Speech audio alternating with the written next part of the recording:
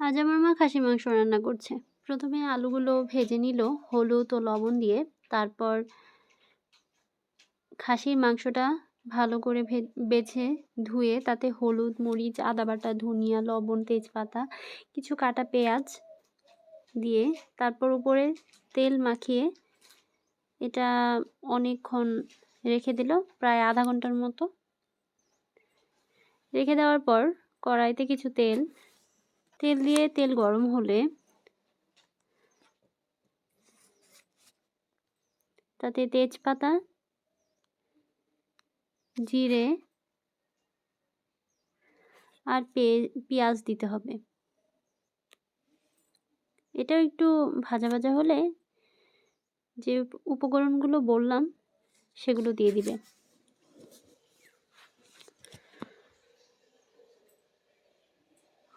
আমার মার হাতে রান্না আমার অনেক ভালো লাগে।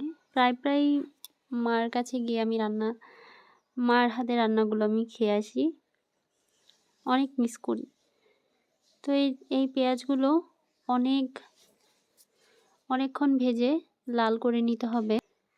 অনেকক্ষণ ভেজে লাল করে নেওয়ার পর ওই যে মাখা যে মশলাটা ছিল মাংসের সাথে, ওইটা এখানে দিয়ে দিব।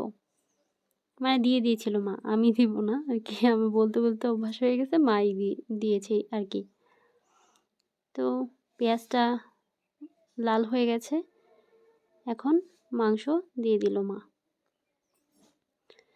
মাংস দিয়ে মাংসটা মাঝখানে যাতে মশলাটা কষানো হয়, এভাবে অনেকক্ষণ কষাবে।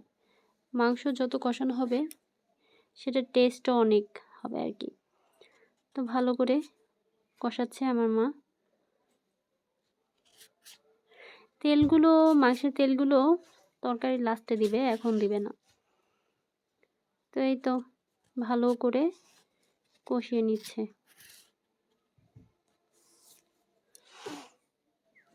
আমরা আগে ছোটবেলায় মাংস যখন ভালোভাবে কষে যেত, সেই কষা মাংস নিয়ে খেতাম আর কি, খুব ভালো লাগতো। তো এভাবে অনেকক্ষণ সময় নিয়ে আমার মা কষিয়ে নিয়েছে, দেখতেই পাচ্ছেন। হালকা হালকা জল দিয়ে কষিয়ে নিয়েছে। তারপর এই যে ঝোলের জন্য জল দিয়ে দিল পরিমাণ মতো। মাংস সিদ্ধ হতে যতটুকু জল লাগে দিয়ে দিল। তারপরে যে তেলগুলো দিয়ে দিয়েছে, ওটা আপনাদের আন্দাজ অনুযায়ী আপনারা তেল দিয়ে দিবেন। তারপর ভাজা আলুগুলো দিয়ে দিল।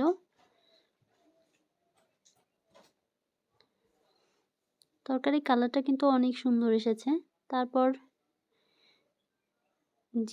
ভাজা জিরা, দারচিনি, এলাচ এটা বাটা দিয়ে দিতে হবে নামানোর কিছুক্ষণ আগে, প্রায় 10 মিনিট আগে